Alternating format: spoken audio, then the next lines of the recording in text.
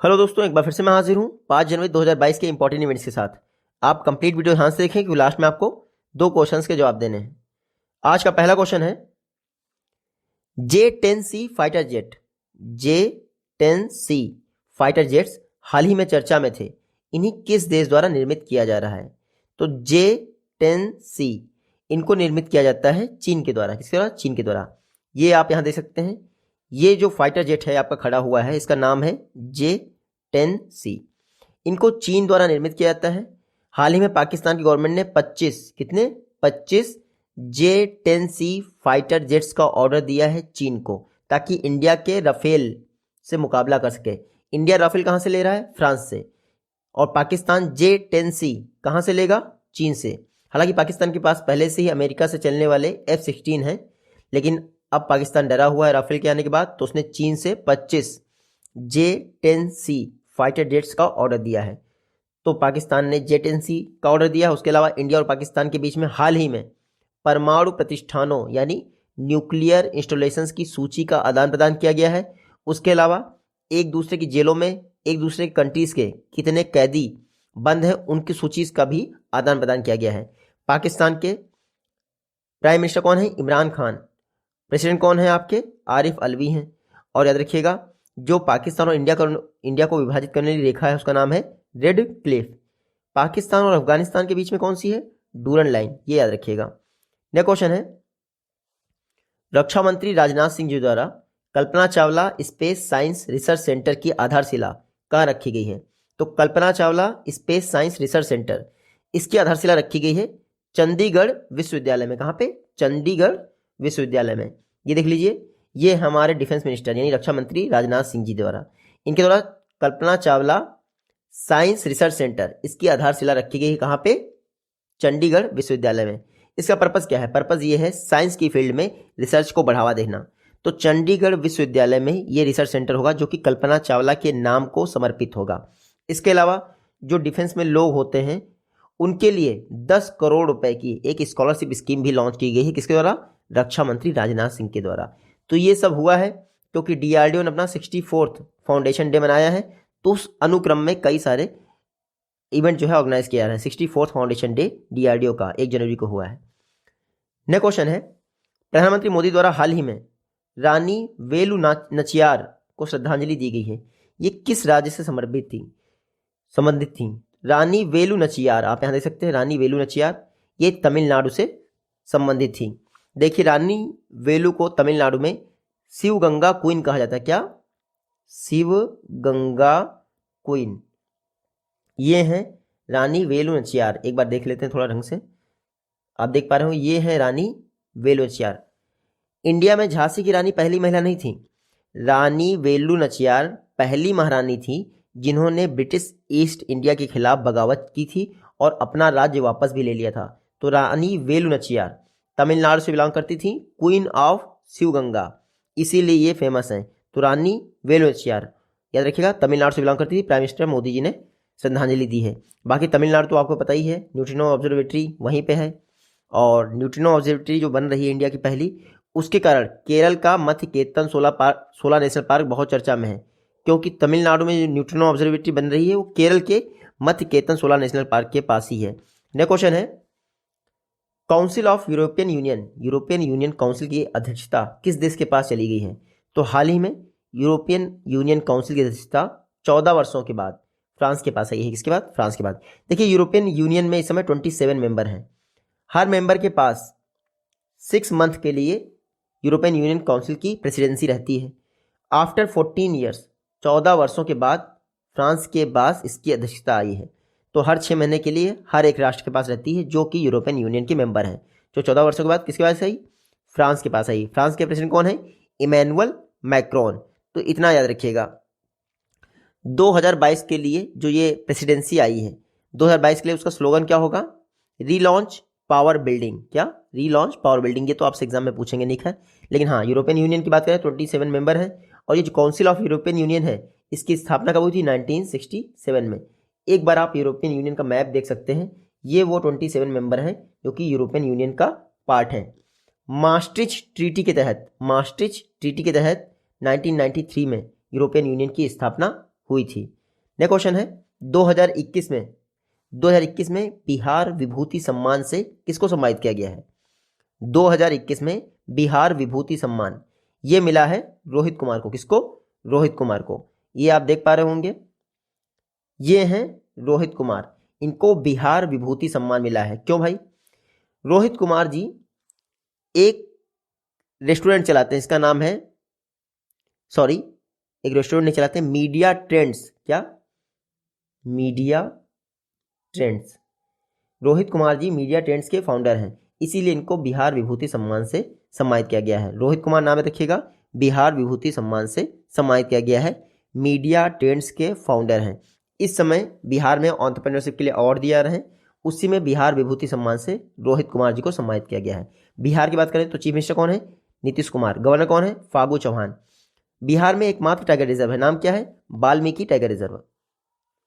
Next question है मोहम्मद हाफिज, इन्होंने अंतरराष्ट्रीय क्रिकेट से संन्यास की घोषणा की है, यानी क्रिकेट के सारे फॉर्मेट से संन्यास ले लेंगे मोहम्मद हाफिज। इनका संबंध किस देश से है? तो मोहम्मद हाफिज पाकिस्तान के रहने वाले। कौन? पाकिस्तान के। ये देख लीजिए, ये हैं आपके मोहम्मद हाफिज, पाकिस्तान के रहने वाले हैं। सारे क्रिकेट यानी क्रिकेट के सारे फॉर्मेट से संन्यास लेने की घोषणा कर दी है मोहम्मद हाफिज।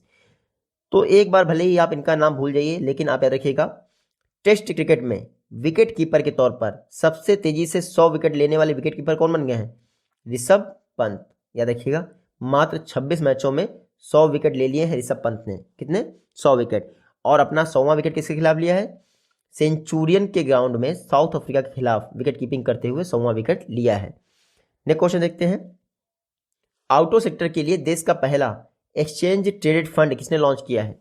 तो ऑटो सेक्टर के लिए कार इंडस्ट्रीज यानी कि जो मोटर व्हीकल होते हैं उनसे रिलेटेड पहला एक्सचेंज ट्रेडेड फंड लॉन्च किया है निप्पन इंडिया ने। किसने? निप्पन इंडिया ने।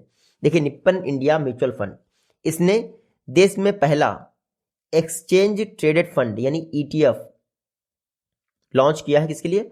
ऑटोमोबाइल्स के लिए। तो आपसे एग्जाम में बस इतना है पूछेंगे, ऑटो सेक्टर के लिए देश का पहला ETF किसने लॉन्च किया है? निप्पन इंडिया ने। एक्सचेंज ट्रेडेड फंड क्या होता है? देखिए, नॉर्मली क्या होता है, आप किसी कंपनी के शेयर्स में इन्वेस्ट करते हैं, अगर वो डूबती है तो डूब जाते हैं, और अगर वो उभरती है तो उभर जाते हैं। एक्सचेंज ट्रेडेड फंड में ये होता है कि कई सारी कंपनीज का शेयर जो है मिक्स कर लिया जाता है। तो ये जो ऑटो सेक्टर के लिए एक्सचेंज ट्रेड फंड बनाया है निप्पन इंडिया ने, इसमें कई सारी ऑटोमोबाइल कंपनीज के शेयर को कंबाइन कर लिया जाएगा, बाद में आप उसमें इन्वेस्ट कर सकते हैं। तो ये जो ETF है ऑटोमोबाइल सेक्टर के लिए, निप्पन का कहना है इसमें 1000 करोड़ का, कितना? 1000 करोड़ का इन्वेस्टमेंट आना है। तो निप्पन इंडिया याद रखिएगा, जल्दी से जल्दी एक्सचेंज ट्रेड फंड लॉन्च करेगा, इसके लिए ऑटोमोबाइल सेक्टर के लिए। नेक्स्ट क्वेश्चन है 2021 के दौरान किस राज्य ने GST कलेक्शन में प्रथम स्थान हासिल किया है? तो कल ही रिपोर्ट आई थी कि दिसंबर 2021 में GST कलेक्शन रहा है 1,29,680 करोड़, यानी 1,30,000 करोड़ के आसपास रहा है GST कलेक्शन दिसंबर में। तो उस दौरान ये बताया गया कि GST कलेक्शन में 2021 के दौरान ओडिशा ने प्रथम प्लेस हासिल किया, फर्स्ट प्लेस हासिल किया है। ओडिशा ने 2021 में 4,080 करोड़ GST कलेक्ट किया है। तो देश में सबसे ज़्यादा GST कलेक्ट किसने किया है? ओडिशा ने किया है 2021 में। बस आपको ये याद रखना है, ये जो 4,080 करोड़ GST है, ये लास्ट ईयर से 43% अधिक है। अब ये क्यों हुआ 43%? क्योंकि कोविड पिछली बार चल रहा था, तो कुछ खास हो नहीं पाया। ओडिशा आप यहाँ पे देख सकते हैं, ये है आपका मैप में ओडिशा। सबसे ज़्यादा GST कलेक्ट किया है इसने 2021 में 4,080 करोड़ का। ओडिशा चर्चा में क्यों है? क्योंकि देश का पहला डिजिटल लाइफ सर्टिफिकेट सिस्टम, क्या? Digital life certificate system Odisha ने लॉन्च किया है। उसके अलावा ई-डेयरी पोर्टल ओडिशा के चीफ मिनिस्टर ने लॉन्च किया है। चीफ मिनिस्टर कौन है? नवीन पटनायक। गवर्नर कौन है? गणेशी लाल। ओडिशा में भितरकनिका नेशनल पार्क, गाहिर माथा वाइल्ड लाइफ सेंचुरी और एशिया का लार्जेस्ट सॉल्ट वाटर लेक जिसका नाम है चिल्का लेक, वो भी ओडिशा में ही है। नेक्स्ट क्वेश्चन है, नुमाइश 2020 का उद्घाटन हाल ही में किस भारतीय शहर में किया गया है? नुमाइश 2020 इसका इनॉग्रेशन किया गया है हैदराबाद में। देखिए, जो आपका तेलंगाना है उसकी गवर्नर, तेलंगाना की राज्यपाल तमिलसाई सौंदरराजन ने क्या किया? हैदराबाद में 81वें यानी 81 नुमाइशवें का उद्घाटन कर दिया। तो 81 नुमाइश का उद्घाटन हुआ कहाँ पे? हैदराबाद में, लेकिन जिन्होंने इधर इनॉग्रेशन किया और बाद में सस्पेंड कर दिया उसको, क्यों? कोविड आ गया। तो हैदराबाद में 81st नुमाइश का उद्घाटन किया गया है 2022 में। किसने किया है? तमिलसाई सौंदरराजन ने। तमिलसाई सौंदरराजन ने, ये नाम याद रखिएगा क्योंकि ये गवर्नर है तेलंगाना की। तो ये 21वां यानी कि 81st एडिशन है नुमाइश का।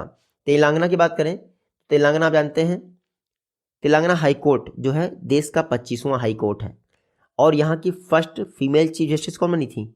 हिमा कोहली। ये आपको जो याद रखना है। गवर्नर मैंने आपको बता दिया तेलंगाना के कौन है, तमिलसाई सौंदरराजन। चीफ मिनिस्टर कौन है? के चंद्रशेखर राव। नेक्स्ट क्वेश्चन है, आरबीआई ने हाल ही में ऑफलाइन डिजिटल पेमेंट फ्रेमवर्क जारी किया है। आपको बताना है इस ऑफलाइन डिजिटल पेमेंट फ्रेमवर्क के तहत एक बार में अधिकतम कितने रुपए का लेन देन कर सकते हैं, क्योंकि ये ऑफलाइन तरीके से ट्रांजेक्शन होगा, ऑफलाइन डिजिटल पेमेंट होगा, इसके लिए इंटरनेट की जरूरत नहीं होगी। तो आरबीआई ने कैप रखी है 200 रुपये। एक बार में आप अधिकतम 200 रुपये का ट्रांजेक्शन कर सकते हैं अगर ऑफलाइन तरीके से कर रहे हैं। और ऑफलाइन में ये भी कहा है कि फेस टू फेस ट्रांजेक्शन ही किया जा सकता है और कोई तरीका नहीं है। लेकिन चेक कौन करने आएगा, यानी कि फेस वेरिफिकेशन भी शायद हो। तो आरबीआई ने हाल ही में offline digital payment framework launch किया है जिसमें अधिकतम 200 रुपये तक का ट्रांजेक्शन कर सकते हैं। आरबीआई से बहुत चर्चा में है, क्यों? क्योंकि इंटरनेशनल रेमिटेंस बिजनेस का अप्रूवल दे दिया है किसको? फिनो पेमेंट बैंक को। फिनो पेमेंट बैंक, इसको आरबीआई द्वारा इंटरनेशनल रेमिटेंस बिजनेस का अप्रूवल दे दिया गया है फिनो पेमेंट बैंक को, कल ही मैंने बताया था। आरबीआई की बात करें तो आरबीआई एक्ट 1934 के द्वारा आरबीआई की स्थापना हुई थी हिल्टन यंग कमीशन की सिफारिश पर। कब? 1 अप्रैल 1935 को। कहाँ पे हुई थी? कोलकाता में। बाद में 1937 को आरबीआई का हेडक्वार्टर कहाँ हो गया? मुंबई में। आरबीआई का नेशनलाइजेशन हुआ 1949 में। उसी समय बैंकों का राष्ट्रीयकरण हो रहा था, याद रखिएगा। तो सॉरी, बैंकिंग रेगुलेशन एक्ट पास हुआ था 1949 में, इसीलिए। वर्तमान में आरबीआई के 25th गवर्नर कौन है? शक्तिकांत दास। नेक्स्ट क्वेश्चन है, जल शक्ति मंत्रालय में सचिव के पद पर किसकी नियुक्ति की गई है? जल शक्ति मंत्रालय, इसकी सेक्रेटरी बनी है विनी महाजन। ये आप देख लीजिए, ये पहले भी बहुत फेमस हो चुकी हैं। ये हैं विनी महाजन, पंजाब की पहली महिला मुख्य सचिव, पंजाब की फर्स्ट फीमेल चीफ सेक्रेटरी विनी महाजन। अब ये जल शक्ति मिनिस्ट्री में सेक्रेटरी बन गई हैं। तो जल शक्ति मिनिस्ट्री की सेक्रेटरी कौन बन गई हैं? विनी महाजन। नाम रखिएगा, ये हैं आपकी विनी महाजन, जल शक्ति मिनिस्ट्री में सचिव बन गई हैं। इससे पहले पंजाब की फर्स्ट फीमेल सेक्रेटरी बनी थी। तो विनी महाजन जल शक्ति मिनिस्ट्री में सेक्रेटरी बन गई हैं। और कुछ दिन पहले संजय सिंह स्टील मिनिस्ट्री में सेक्रेटरी बने थे, ये आपको पढ़ा ही दिया मैंने। नेक्स्ट क्वेश्चन है, 3 ट्रिलियन बाजार पूंजी वाली अमेरिका की पहली कंपनी कौन बन गई है? तो 3 ट्रिलियन डॉलर वाली यानी 3 लाख करोड़ डॉलर वाली बाजार पूंजी, मार्केट कैपिटल वाली अमेरिका की पहली कंपनी बन गई है एप्पल। कौन बन गई है? एप्पल। एप्पल अमेरिका की पहली कंपनी है जिसकी मार्केट वैल्यू हो गई है 3 ट्रिलियन डॉलर। कितनी? 3 trillion dollar, 3 lakh crore dollar. तो इस पर डाउट भी आ रहा है, लेकिन फिर भी रियलिटी तो यही है। एप्पल यूएसए की पहली कंपनी है जिसकी मार्केट वैल्यू 3 लाख करोड़ यानी 3 ट्रिलियन डॉलर हो गई है। एप्पल की बात करें, कैलिफोर्निया जिसको वर्ल्ड की सिलिकॉन वैली कहते हैं, वहां पर इसका हेडक्वार्टर है। सीईओ कौन है? टिम कुक एप्पल के सीईओ हैं। नेक्स्ट क्वेश्चन है, वर्ल्ड ब्रेली डे प्रतिवर्ष किस डेट को मनाया जाता है? तो वर्ल्ड ब्रेली डे आपको पता ही होगा, हर वर्ष ये मनाया जाता है 4 जनवरी को। तो 1 जनवरी को आपको मनाया जाता है डीआरडीओ डे, और 4 जनवरी को मनाया जाता है वर्ल्ड ब्रेली डे। 4 जनवरी को ही क्यों मनाया जाता है? क्योंकि लुइस ब्रेल जिन्होंने ब्रेल लिपि की खोज की थी। ब्रेल लिपि से जो दृष्टिबाधित छात्र होते हैं वो पढ़ने लिखने में सक्षम होते हैं। तो लुइस ब्रेल ने ब्रेल लिपि की खोज की थी। कब की थी? 4 जनवरी 1825 को। 1825 को इसी दिन खोज की थी, इसीलिए 4 जनवरी को हमारा ब्रेली डे मनाया था, वर्ल्ड ब्रेली डे। अच्छा, लुइस ब्रेल का जन्म कब हुआ था? 1809 में जन्म हुआ था, फ्रांस में। याद रखिएगा, फ्रांस रिलेटेड है। ब्रेल लिपि के विषय में इतना जान लीजिए, ब्रेल लिपि में एक शब्द में 6 डॉट होते हैं। कितने? एक वर्ड में, एक जो अल्फाबेट होता है, शब्द नहीं, एक अल्फाबेट में 6 डॉट होते हैं ब्रेल लिपि में मैक्सिमम। और कितने कैरेक्टर होते हैं टोटल? 63 कैरेक्टर होते हैं। जैसे A to Z बात की जाए, A to Z कितने कैरेक्टर हो जाएंगे ब्रेड लिप में? तो 63 कैरेक्टर हो जाएंगे। लेकिन ए से लेके जेड तक जितने भी अल्फ़ाबेट हैं उसमें मैक्सिमम आप 6 डॉट का ही यूज़ कर सकते हैं। तो 6 डॉट से जो है आपकी ब्रेल लिपि बन जाती है। पहला वर्ल्ड ब्रेली डे है कब मनाया गया? 2019 में, क्योंकि 2018 में यूनाइटेड नेशन ने अप्रूवल दिया। नेक्स्ट क्वेश्चन है, ONGC limited, oil and natural gas company जो लिमिटेड है, उसकी पहली महिला CMD कौन बनी है? तो ONGC लिमिटेड की पहली महिला CMD बन गई हैं अलका मित्तल। कौन? अलका मित्तल। ये देख लीजिए आप, ये हैं अलका मित्तल। ये ONGC लिमिटेड की फर्स्ट फीमेल CMD बनी है। तो नाम रखिएगा अलका मित्तल। अलका मित्तल ONGC की फर्स्ट फीमेल CMD। लेकिन अगर आपसे एग्जाम में पूछ जाए कि कौन सी तेल कंपनी है जिसकी CMD पहली महिला बनी है, तो वो तेल कंपनी है हिंदुस्तान पेट्रोलियम। जो निधि वासुदेवन है वो इंडिया की पहली महिला थी जो किसी भी तेल कंपनी की पहली CMD बनी थी। निधि वासुदेवन किसी भी तेल कंपनी की पहली CMD बनी थी, और किसकी बनी थी? HPCL। और जो अलका मित्तल है वो ONGC की पहली महिला CMD बनी है, बस इतना रखना है। ONGC की स्थापना हुई थी 1956, हेडक्वार्टर है नई दिल्ली में, और अलका मित्तल क्या हो गई हैं? CMD, chairman and managing director. Last question आज का, विक्टर सनिएव का हाल ही में निधन हो गया। किस देश से संबंधित थे? विक्टर सनिएव ये ऑस्ट्रेलिया से रिलेटेड थे। किससे? ऑस्ट्रेलिया से। याद रख लीजिए, ये हैं विक्टर सनिएव, ऑस्ट्रेलिया से रिलेटेड थे विक्टर सनिएव। देखिए 3 बार ओलंपिक में ट्रिपल जंप विनर रहे हैं। तो स्पोर्ट यानी एथलीट थे, ट्रिपल जंप विनर में 3 बार विनर रहे हैं, गोल्ड मेडलिस्ट। तो ऑस्ट्रेलिया से बिलोंग करते थे विक्टर सनिएव। हाल ही में इनका निधन हो गया। ये ऑस्ट्रेलिया से बिलोंग करते थे, और ऑस्ट्रेलिया ने हाल ही में स्पेन जो आइसलैंड है उनका नाम बदलकर महारानी एलिजाबेथ II के नाम पे रख दिया है। स्पेन आइसलैंड किसके थे? ऑस्ट्रेलिया के। ये आज की वीडियो से क्वेश्चन है। आई होप कि आप इजीली का जवाब दे पाएंगे। जल्दी ही मिलते हैं नेक्स्ट वीडियो में। Take care.